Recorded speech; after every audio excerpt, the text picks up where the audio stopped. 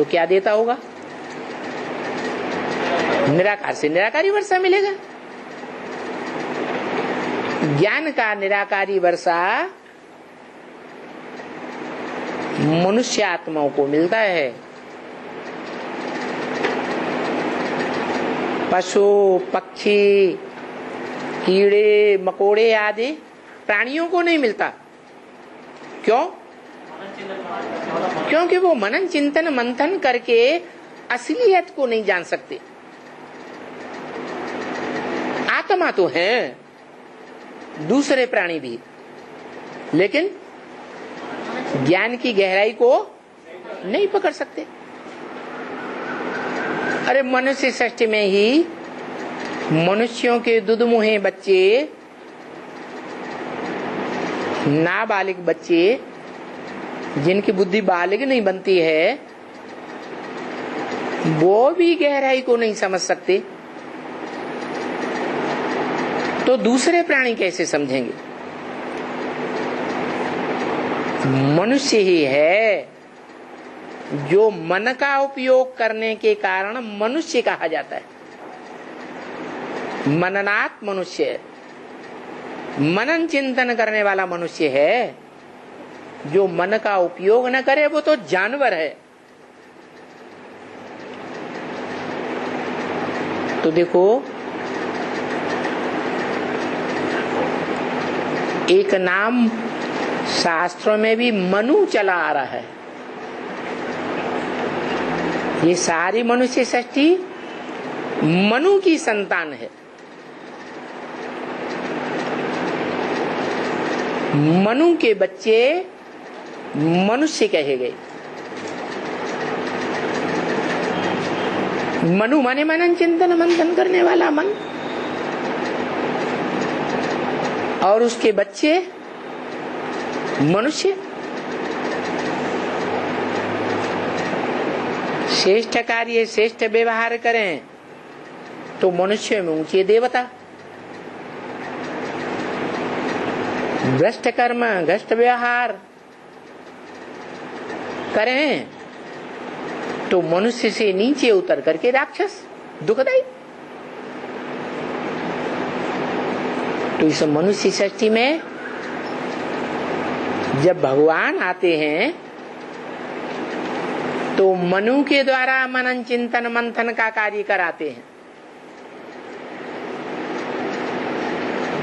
और मनन चिंतन मंथन करने वाले जो भी बच्चे पैदा होते हैं आत्मा का मनन चिंतन मंथन करने वाले, आत्मा के अनेक जन्मों की हिस्ट्री को जान लेने वाले, वो मनुष्य कहलाते हैं। जो भगवान बाप कहते हैं आत्मा पार्टधारी है, वो पार्टधारी कैसा जो अपने पार्ट को ही न जाने, भूल जाए, बेवकूफ या बुद्धिमान। तो देखो, इतना तो हमने जान लिया कि हम आत्मा हैं, ये बेसिक नॉलेज तो ले ली, लेकिन क्या ये जान गए कि हम आत्मा ने इस 5000 वर्ष के ड्रामा में किस किस जन्म में क्या क्या पार्ट बजाया? पार्टधारी है ना, तो मालूम होना चाहिए ना कि मेरा जन्म जन्मांतर का क्या पार्ट है। तो जानते हैं?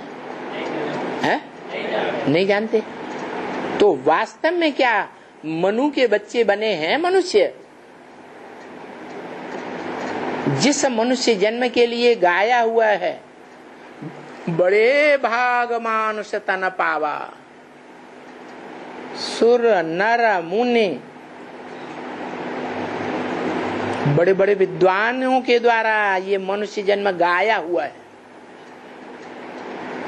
तो कौन सा मनुष्य जन्म गाया हुआ है?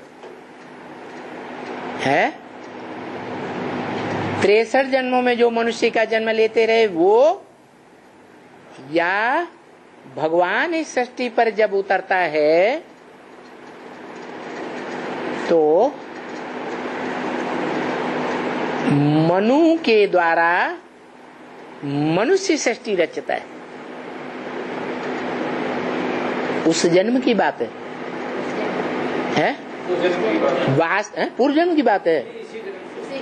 वास्तव में मनुष्य तो इसी जन्म में बनते हैं जब भगवान इस सृष्टि पर आता है। जो मनुष्यों को मनन चिंतन मंथन असलियत आत्मा का सिखाता है। आत्मा ही असली चीज है, शाश्वत है, सदा काल है। तो जो अविनाशी आत्मा है उसका मनन चिंतन मंथन करना चाहिए, या देह के 5 तत्वों का मनन चिंतन मंथन करना चाहिए? आत्मा का करना चाहिए। तो भगवान कलयुग के अंत में जब इस सृष्टि पर आता है तो जन्म मरण के चक्र में आने वाली आत्माओं के बीच जो परम पार्टधारी हीरो आत्मा है, शिव बाप सुप्रीम सोल निराकार आत्मा का बड़ा बच्चा है, जो पहले अपन को प्रैक्टिकल में आत्मिक स्टेज में स्थिर कर लेता है कि मैं ज्योति बिंदु आत्मा हूं, जिसके लिए इसी सीजन की अव्यक्त वाणी में इशारा दिया। 5 दिसंबर को असली स्मृति दिवस कहेंगे, जब बाप और बच्चे का मिलन हुआ था। 18 जनवरी असली स्मृति दिवस नहीं है। क्यों?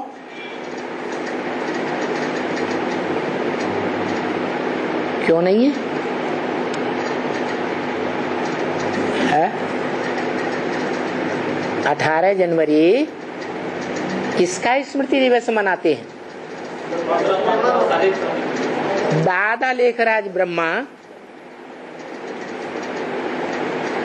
उनके शरीर छोड़ने का जो दिन है उसको स्मृति दिवस मना लिया।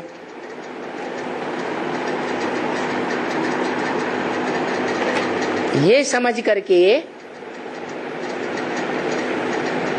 कि वो दादा लेखराज ब्रह्मा की आत्मा शिव के साथ मिलकर के एक हो गई। क्या हो गई? एक हो गई, माने संपन्न बन गई। अब बाप तो कहते हैं मैं इस सृष्टि पर आता हूं तो तुम बच्चों को नंबरवार आप समान बना के जाता हूं। क्या बना के जाता हूं? आप समान, निराकारी, निर्विकारी, निरहंकारी बनाकर जाता हूं।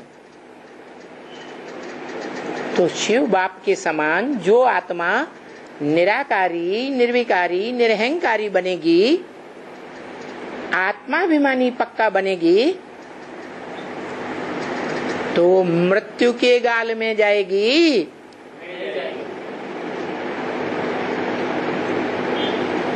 वाणी में तो बोला हुआ है कि शिव का जन्म तो है, लेकिन मृत्यु कहाँ गाई हुई है? गाई हुई है? नहीं।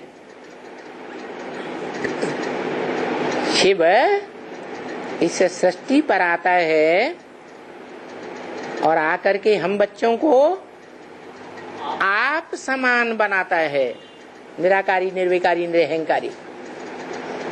तो कोई बच्चा तो अव्वल नंबर में निराकारी, निर्विकारी, निरहंकारी बनता होगा, है?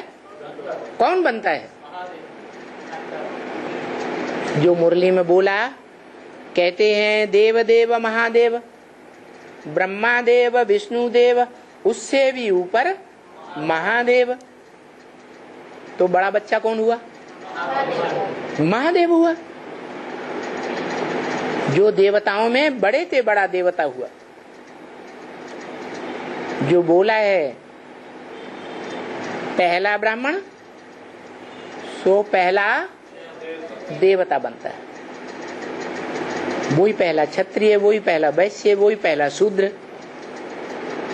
इस सृष्टि पर जो अव्वल नंबर है, पहला है, वही बड़ा हुआ, ये कोई दूसरा बड़ा हुआ?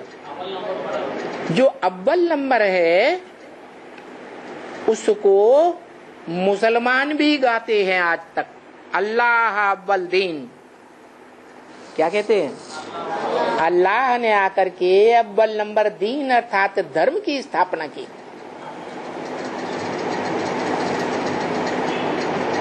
इस सृष्टि का अव्वल नंबर धर्म मुसलमान भी मानते हैं। इस्लाम धर्म से भी पहले कोई और धर्म था भारत में, और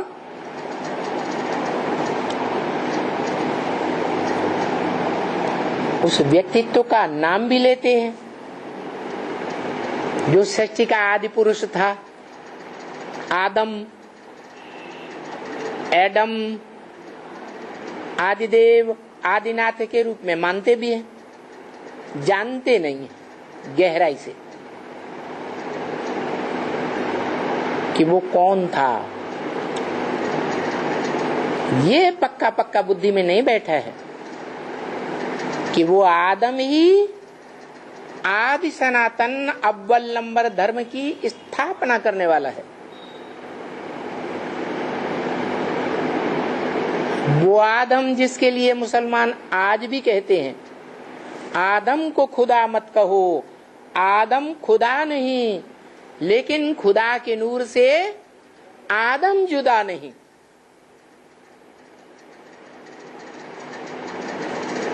वो दो अलग अलग आत्माएं हैं। हिंदुओं में उसे आदिदेव, आदिनाथ कहते हैं, जैनियों में वो आत्मा जो खुद आता है, जिसका नाम दिया खुदा। खुदा माने खुद आया। हिंदू, मुसलमान, सिख, ईसाई सब अपने अपने मंदिरों में, गिरजाघर में, गुरुद्वारे में जाकर प्रार्थना करते हैं।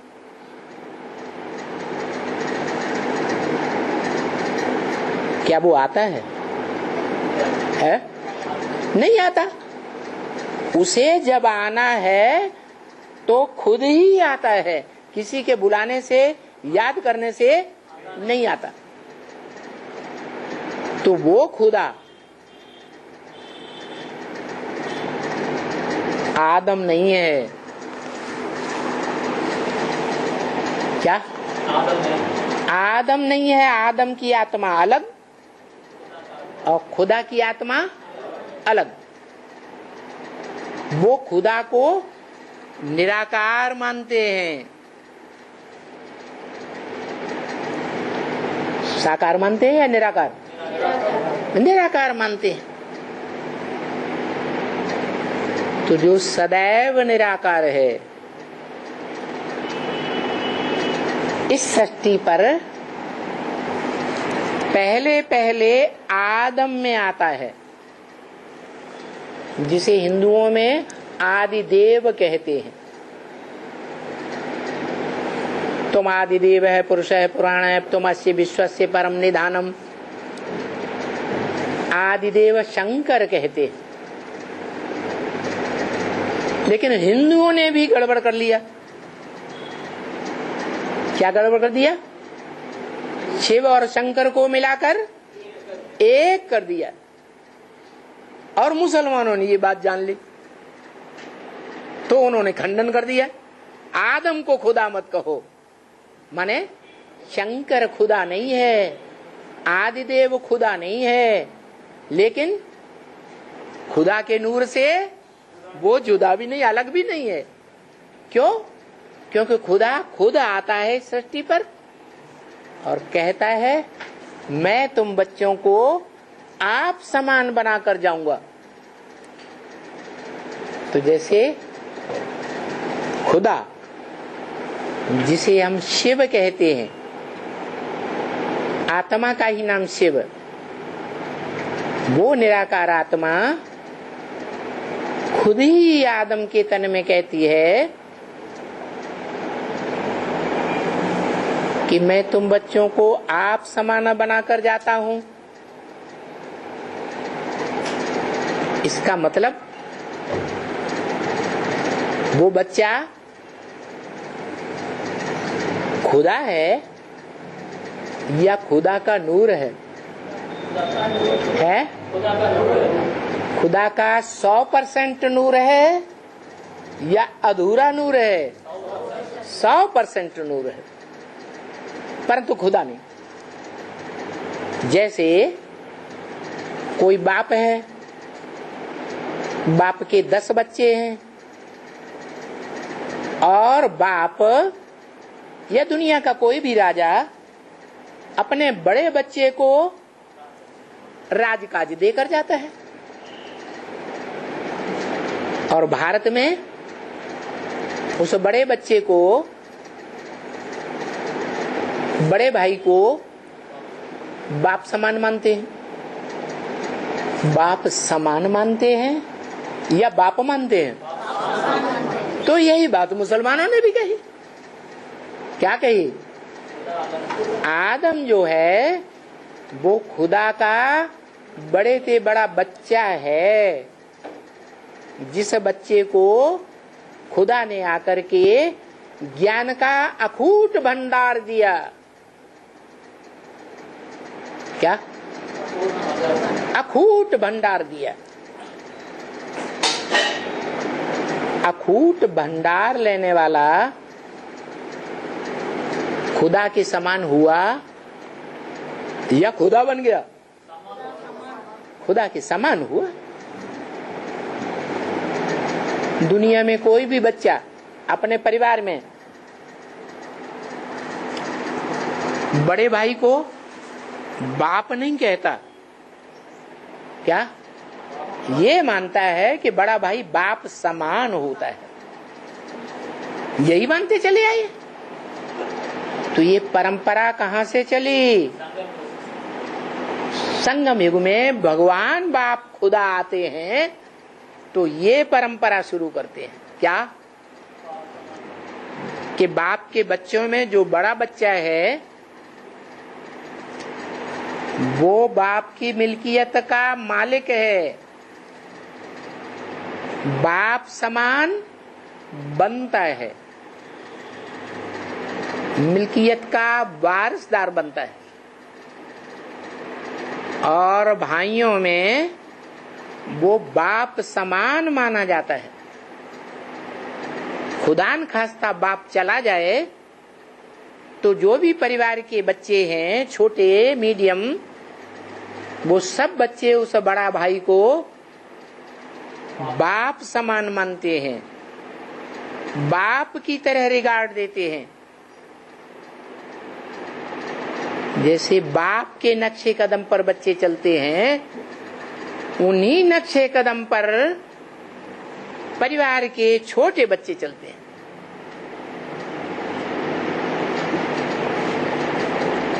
ये प्रथा आज भी भारत में कोई कोई बिरले परिवार देखने को मिलते हैं।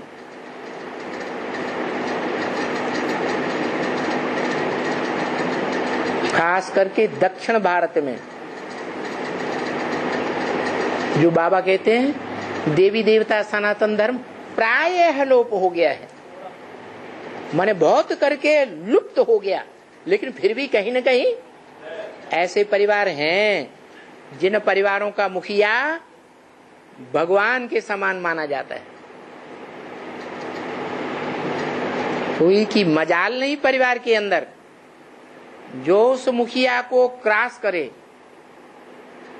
हो नहीं सकता कि उस संयुक्त परिवार, संगठित परिवार को कोई तोड़ सके। सबकी एक भाषा, दो दो भाषाएं, तीन तीन बातें नहीं बोलेंगे। जो परिवार का मुखिया बोलेगा वो ही बात सब बोलेंगे। परिवार का मुखिया जनता पार्टी को सपोर्ट करने वाली बातें बोलेगा तो पूरा परिवार जनता पार्टी को सपोर्ट करने वाली बातें बोलेगा। भाषा एक होगी, धारणाएं एक होंगी, धर्म भी एक होगा, धर्म ग्रंथ की मान्यता भी एक धर्म ग्रंथ की होगी। ऐसे संगठित परिवार आज भी कहीं न कहीं भारत में ढूंढने से मिल जाते हैं, क्योंकि दुनिया में कोई धर्म समूल नष्ट नहीं होता जब तक विनाश न हो।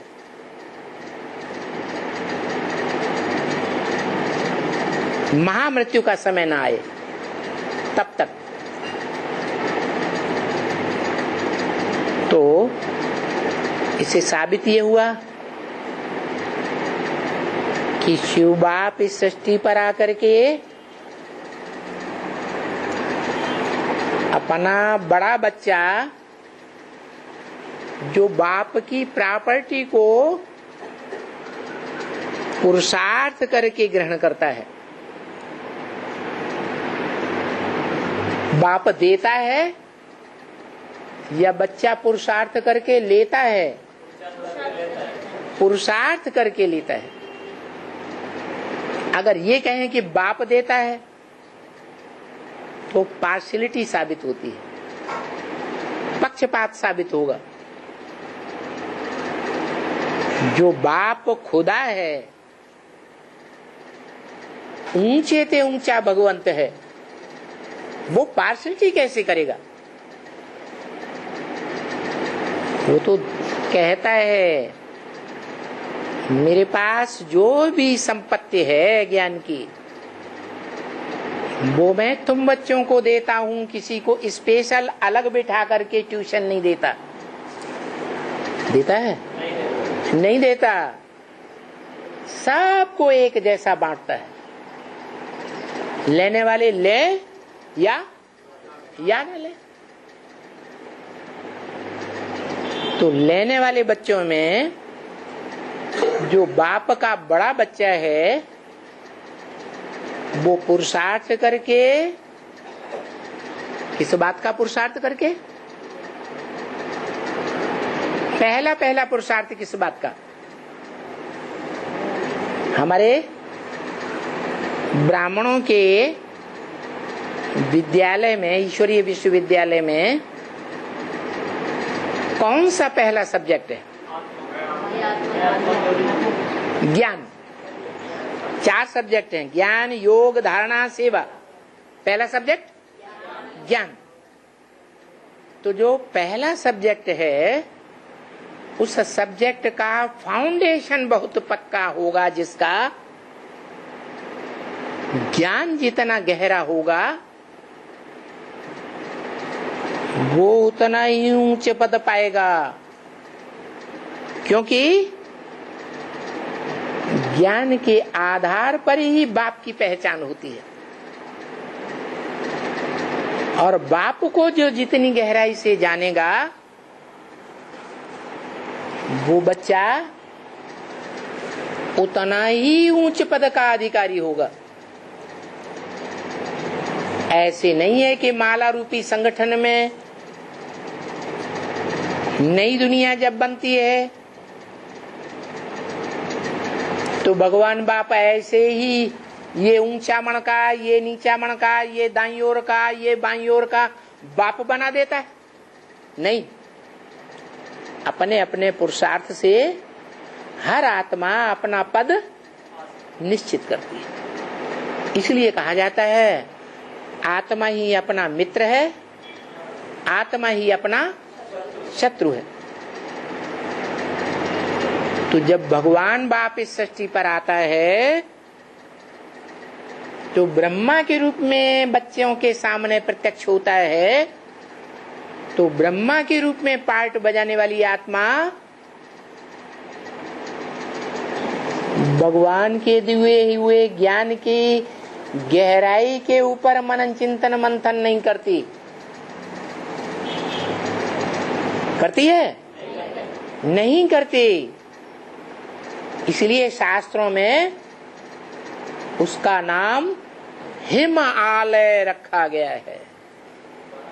क्या रखा गया? हिम माने बर्फ, आइस, आलय माने घर, आइस का घर, बर्फ का घर। बर्फ जब जम जाती है तो पत्थर जैसी कड़क बन जाती है। तो उसका जो उस आत्मा का जो घर है, दिमाग रूपी घर है, वो क्या हो जाता है? कड़क बर्फ बन जाता है। बर्फ लिक्विड होती है या पत्थर की तरह जाम होती है? ज्ञान जल बहेगा, लिक्विड है। वही जल बर्फ बन जाएगा, बहेगा नहीं। ज्यों का त्यों पहाड़ के ऊपर रखा रहता है। तो दादा लेखराज वाली आत्मा, शास्त्रों में उसका नाम हिमालय रखा गया, हिमवान। वो सार्थक नाम है या निरर्थक नाम है? है? सार्थक है, अर्थ सहित है। उस आत्मा ने ज्ञान का मनन चिंतन मंथन नहीं किया। मनन चिंतन मंथन करने न करने के कारण वो मनु की आत्मा नहीं कही जा सकती। तो जिस आत्मा ने भी मनन चिंतन मंथन का निमित्त मात्र पार्ट बजाया, वो आत्मा भारत के शास्त्रों में सांख्य शास्त्र का प्रणेता मानी गई। कौन है? कपिल मुनि, जिनके नाम पर काम्पिल्य नगर बसाया गया। सांख्य का अर्थ ही है सह आख्या। आख्या माने व्याख्या, माना कोई भी बात को व्याख्या के आधार पर विस्तार से समझाना, उसको कहते हैं सांख्य।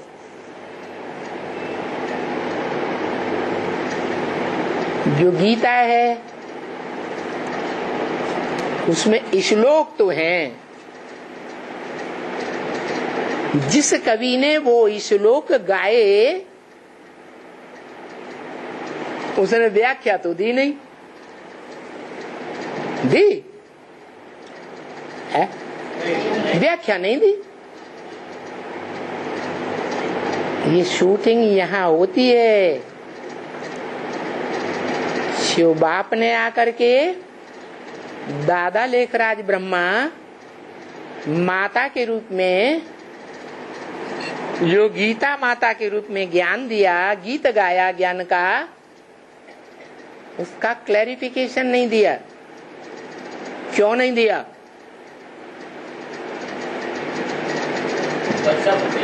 क्योंकि बच्चे सालिम बुद्धि नहीं बने थे।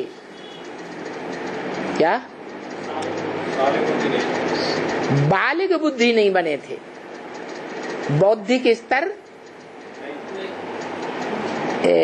जैसा होना चाहिए वयस्क का मैच्योर्ड बुद्धि नहीं थी। तो ब्रह्मा के शरीर छोड़ने के बाद कोई तो मैच्योर्ड बुद्धि वाला बनेगा कि कभी बनेगा ही नहीं? बनेगा।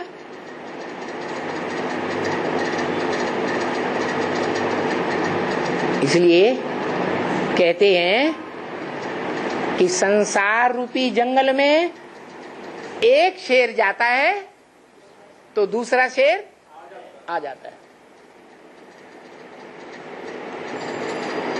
शेर रूपी राजा से जंगल कभी खाली नहीं रहता।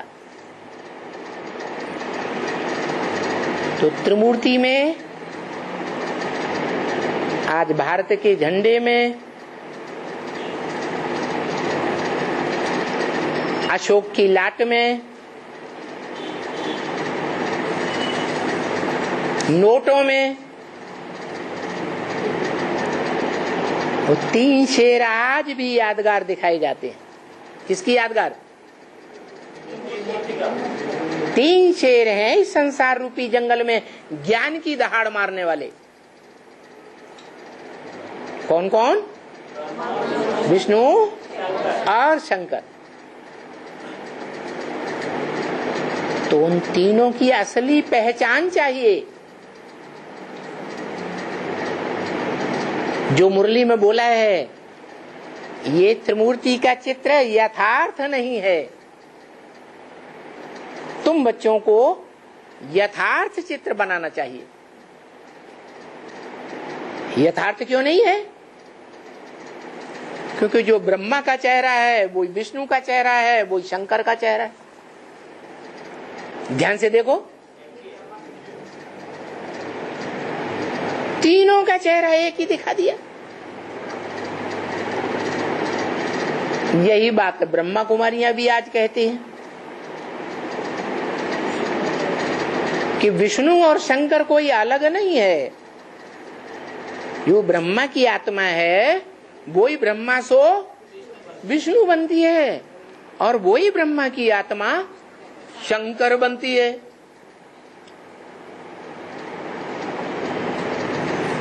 और मुरली में भी बाबा ने यही बात बोल दी। इस बात को पोषण करते हुए ब्रह्मा कुमारों ने अर्थ लगा लिया अपना। क्या बात बोल दी है? हाँ, शंकर क्या करता है? कुछ भी नहीं। माना शंकर जैसे है ही नहीं, ये अर्थ लगा लिया। अरे, करने धरने के लिए इंद्रियां चाहिए या नहीं चाहिए? और शंकर इंद्रियातीत स्टेज पर पहुंचता है। इंद्रियों के कर्म के अतीत पहुंच जाता है, कर्मातीत अवस्था को पहुंचता है, या कर्मेंद्रियों में फंसा रहता है। इसलिए कहा कि शंकर कुछ नहीं करता है इंद्रियों से। शंकर का जैसे कोई पार्ट ही नहीं। पार्ट तो इंद्रियों से बजाया जाता है। लेकिन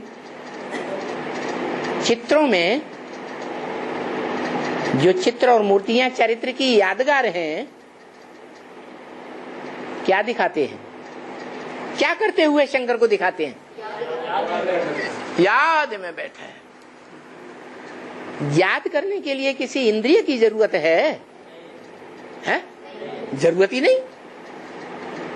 याद करने के लिए मन बुद्धि की एकाग्रता चाहिए, जो कोई स्थूल इंद्रिय है ही नहीं। ऐसी कोई इंद्रिय नहीं है मन बुद्धि जो आंख से देखी जा सके। तो वो तो याद की शक्ति से सारा कार्य करता है। क्या? मन का जो कंसंट्रेशन है, एक शिव बाबा दूसरा न कोई, ऐसी स्टेज निरंतर जब बन जाती है तो जो भी संकल्प करेंगे वो संकल्प तुरंत सिद्ध हो जाएगा। क्या?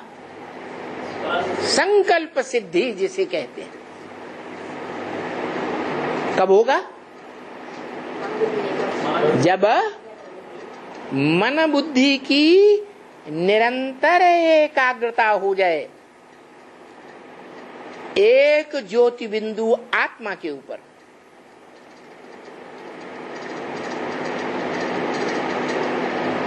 मन बुद्धि भटकने न पाए, हिलने न पाए, अटल हो जाए, अचल हो जाए, जिसकी यादगार अचलगढ़ है।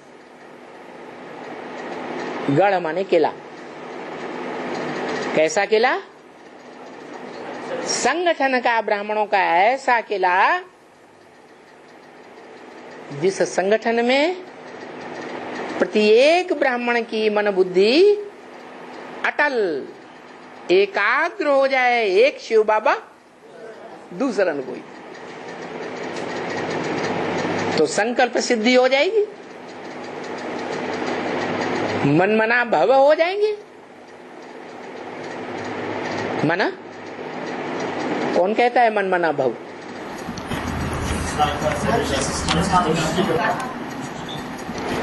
मन मना भव कहने वाली आत्मा कौन?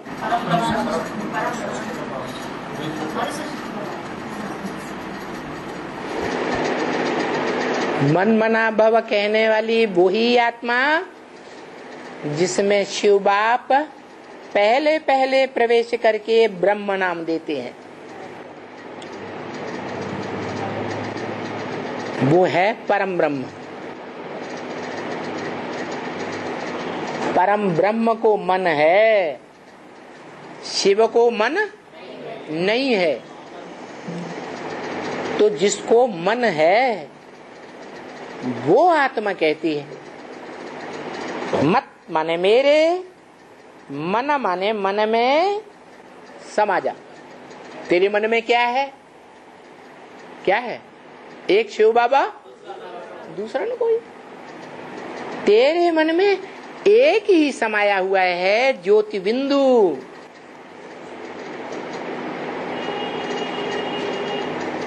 तो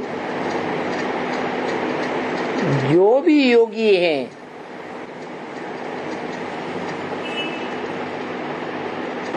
शिव बाप के योग सीख करके, राजयोग सीख करके राजा बनने वाले बच्चे हैं, वो मन मना भव हो जाएं। मेरे मन में जो ज्योति बिंदु है उसी में सारा संकल्प समा जाए, दूसरा कोई संकल्प न उठे। नहीं समझ में आया? जब ऐसी स्टेज बन जाएगी निरंतर, तो बच्चे बाप के अनुकूल संकल्प करेंगे या प्रतिकूल संकल्प करेंगे? सारे संकल्प बाप समान चलेंगे।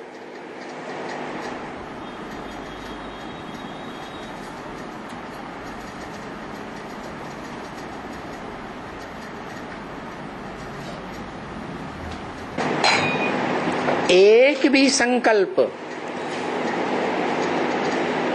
मन मना भव होने वाली मनुष्य आत्मा का बाप के विरोधी नहीं चल सकता।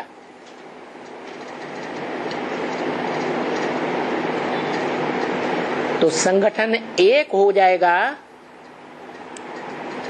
या संगठन में भेद पड़ेगा? एक संगठन हो जाएगा। जो बोला है तुम ब्राह्मणों का संगठन ऐसा मजबूत हो जाएगा जिसके वाइब्रेशन में एक भी विकारी पांव नहीं रख सकेगा। विकारी, वि माने विपरीत, कारी माने कार्य करने वाला, विपरीत भाषा बोलने वाला, विपरीत दृष्टि रखने वाला, विपरीत संकल्पों के वाइब्रेशन छोड़ने वाला, इस संगठन में प्रवेश नहीं कर सकता। ऐसा तुम्हारी राजधानी रूपी संगठन तैयार हो जाएगा।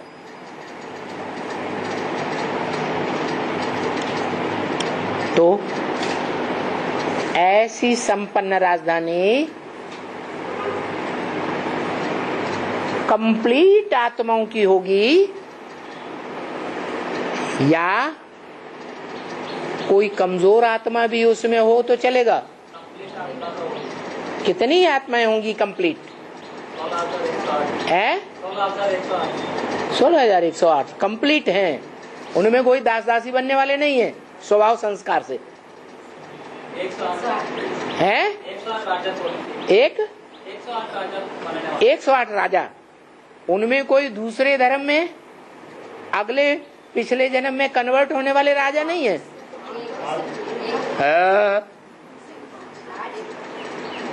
8 आत्माएं ऐसी हैं जो भक्ति मार्ग में आज भी कहीं मंदिर देखो पुराने पुराने, मूर्तियां देखो पुरानी पुरानी, सर के ऊपर वो 8 मणके रखे हुए हैं, आत्मिक स्टेज की यादगार। कौन? अष्टदेव। वो 8 आत्माएं, उनका माला रूपी संगठन एक हो जाएगा, एक स्नेह के धागे में बंधे हुए होंगे। स्नेह का धागा एक से कनेक्टेड होगा। ऐसी छोटी सी राजधानी स्थापन होगी जिनको कहा जाता है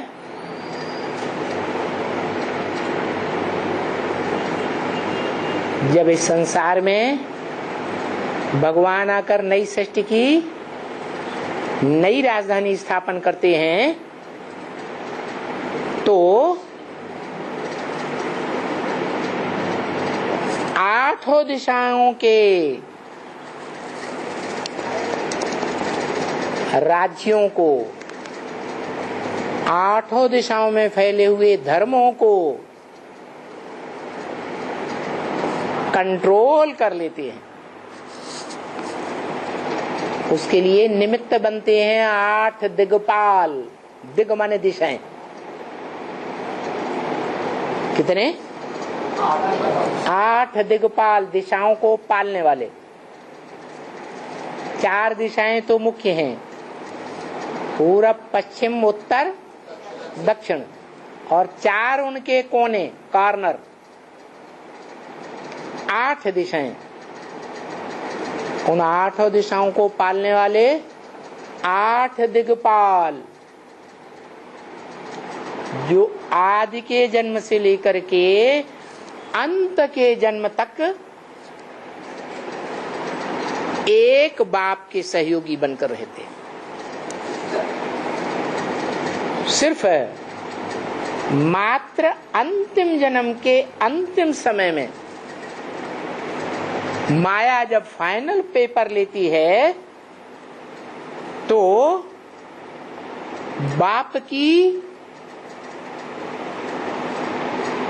जो प्रकृष्ट रचना है, प्रकृति, माया प्रकृति का सहयोग लेकर हाथ मिलाकर के बुद्धि का बहुत पावरफुल बन जाती है और उन 8 दिग्पालों को भी धराशायी कर देती है, उनको भी नहीं छोड़ती।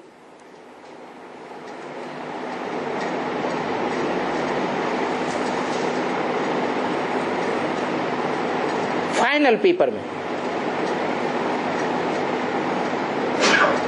ऐसी सशक्त आत्माओं को भी नहीं छोड़ती तो दूसरों को छोड़ेगी क्या?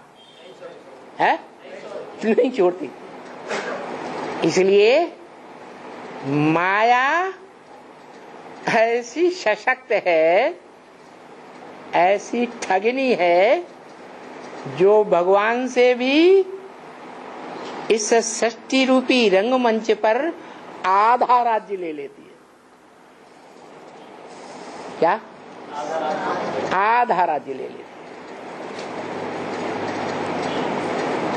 नई दुनिया का राज्य भगवान स्थापन करता है और पुरानी दुनिया का राज्य माया रूपी रावण स्थापन करता है।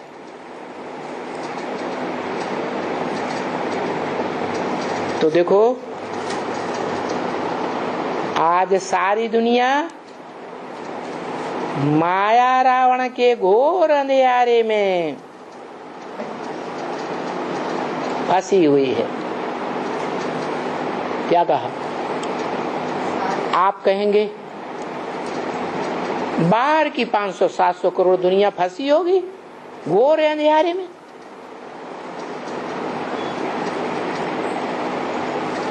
भगवान बाप के बच्चे थोड़े ही फंसे।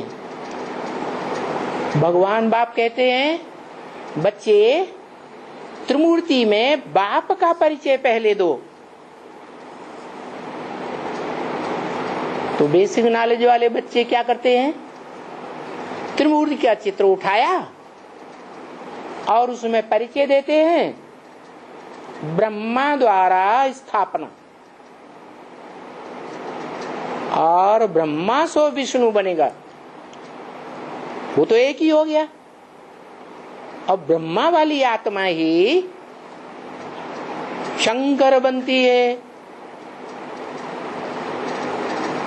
तो ब्रह्मा ही सब कुछ है साकार रूप में। ब्रह्मा ही गीता का भगवान है साकार में। वो ये बाप का परिचय देते हैं। इस मनुष्य सृष्टि में साकार रूप में अगर कोई भगवान है तो कौन है? हैं? ब्रह्मा बाबा है। तो बाबा मुरली में आज भी कहते हैं, बच्चों को कहता हूं त्रिमूर्ति में बाप का परिचय दो, परंतु बच्चे अपने ही टिक टिक टिक टिक करते रहते हैं, बाप का परिचय नहीं देते। अरे इसका मतलब ब्रह्मा कुमार कुमारियों ने बाप का परिचय नहीं दिया त्रिमूर्ति के चित्र में, नहीं दिया। ब्रह्मा ही अगर बाप होता,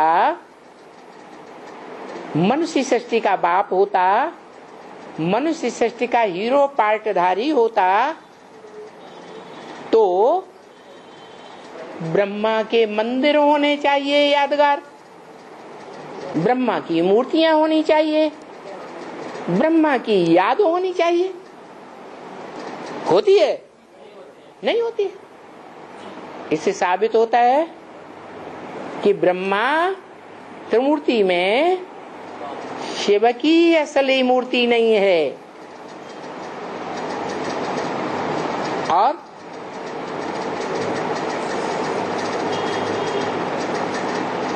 ब्रह्मा सो विष्णु बनता है। लेकिन कौन सा ब्रह्मा विष्णु बनता है? बाप तो कहते हैं मैं जिसमें भी प्रवेश करता हूं उसका नाम ब्रह्मा रखता हूं। तो क्या सन 47 से ही जिसमें प्रवेश किया वो ही अव्वल नंबर ब्रह्मा है? नहीं है।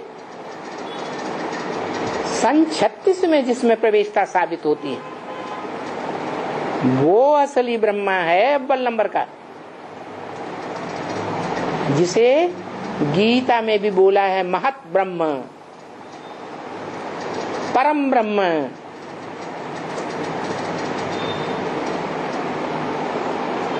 बोला है गुरुर् ब्रह्मा गुरुर् विष्णु गुरुर्देवो महेश्वर गुरु साक्षात परम ब्रह्म तस्मै श्री गुरुवे नमः। दूसरे ब्रह्मा को नमन नहीं करता हूं, तो अव्वल नंबर का ब्रह्मा तो विष्णु भी अव्वल नंबर का हुआ। ब्रह्मा पंचमुखी भी गाया जाता है, चतुर्भुजी ब्रह्मा भी गाया जाता है। ब्रह्मा की जो 4 भुजाएं हैं वो नीचे स्तर की हैं। भुजाएं अपने आप नहीं चलती, भुजाएं तो जड़ होती हैं, जड़ तुम्हारी बुद्धि। भुजाओं को चलाने वाली आत्मा ऊपर होती है। इसका मतलब विष्णु में जो 4 भुजाएं हैं वो 4 ब्रह्मा की यादगार हैं, जो पूरा मनन चिंतन मंथन नहीं कर पाते, बाप के स्वरूप को पहले पहले नहीं पहचान पाते, खुद भटकते हैं और अपने फॉलोअर्स को भी भटकाते रहते।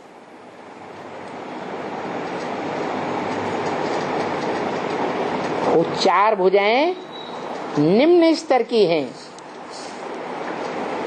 विष्णु के रूप में, उनको चलाने वाला कोई ऊपर है। जो चलाने वाली आत्मा है वही आत्मा का नाम भले पुरुषार्थी रूप में नाम है, वो शिव के साथ जोड़ा जाता है। दुनिया में कोई देवता नहीं, कोई मनुष्य नहीं, कोई राक्षस नहीं जिसका नाम शिव के साथ जोड़ा जाए। किसका नाम जोड़ा जाता है? शंकर का नाम जोड़ा जाता है। मन शंकर ही ऐसा पुरुषार्थी है जिसमें पुरुषार्थी रूप में 3 आत्माओं का संकरण होता है, मिश्रण होता है। 3 आत्माएं उस शरीर के द्वारा पार्ट बजाती है, तब शंकर है पुरुषार्थी रूप में। लेकिन तीनों आत्माओं का मिश्रण अलग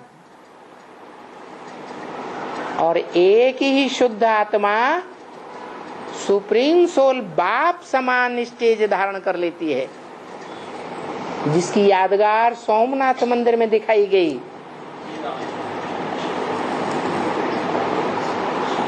गोल पत्थर लिंग और उसमें हीरा।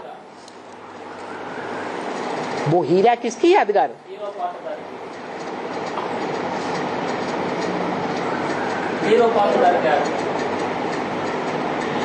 ब्रह्मा कुमारियों का क्या कहना है? शिव ज्योति बिंदु की यादगार। अरे शिव ज्योति बिंदु तो बोलता है ब्रह्मा के मुख से, मैं न पूजी बनता हूं न पुजारी बनता हूं। तो सोमनाथ मंदिर में जो हीरा लगा हुआ है वो शिव की यादगार है? नहीं है। ये हीरा हीरो पार्टधारी की यादगार है। हीरो पार्टधारी चारों सीन में पार्ट बजाता है। एक सीन में सिर्फ है संगम युग में पार्ट नहीं बजाता, शूटिंग पीरियड में पार्ट बजाता हो, बाकी ब्रॉड ड्रामा में पार्ट न बजाता हो, ऐसे तो होता नहीं। तो वो हीरा कौन है? जिसके लिए मुरली में ही बोल दिया, इस सृष्टि पर सदा काल कोई चीज स्थायी नहीं, सदा काल एक शिव बाबा ही है। तो सदा काल का मतलब संगम में भी, सतयुग वाले फर्स्ट सीन में भी, त्रेता में भी, द्वापर में भी और अंतिम सीन कलयुग में भी वो पार्टधारी, हीरो पार्टधारी मौजूद रहता है। वो ही हीरो पार्टधारी आत्मा है। जो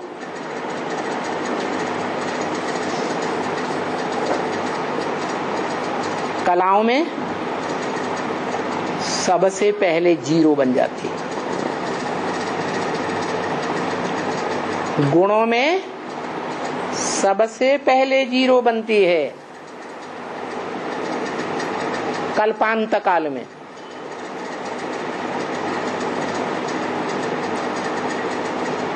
और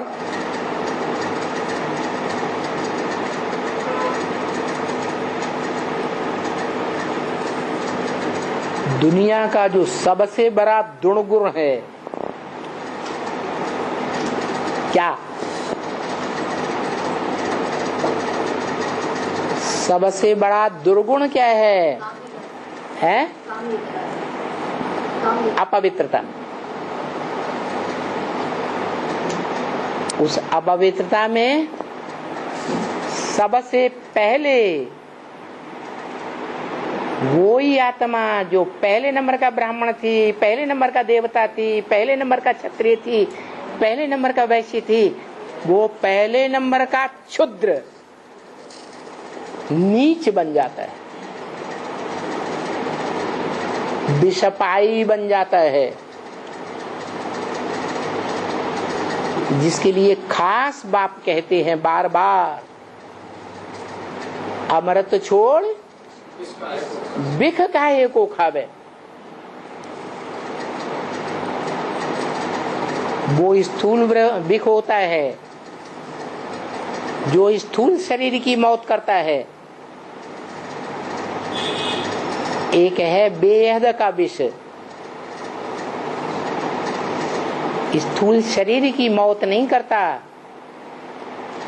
लेकिन जो अविनाशी आत्मा कही जाती है वो आत्मा अनिश्चय बुद्धि की मौत मर जाती है। कौन सा विष है? विकार। वि माने विपरीत, कार माना कार्य। भगवान ने जो कार्य बताया, भगवान ने जो कार्य करके दिखाया मुकर्रर रथ के द्वारा, उस कार्य के विपरीत कार्य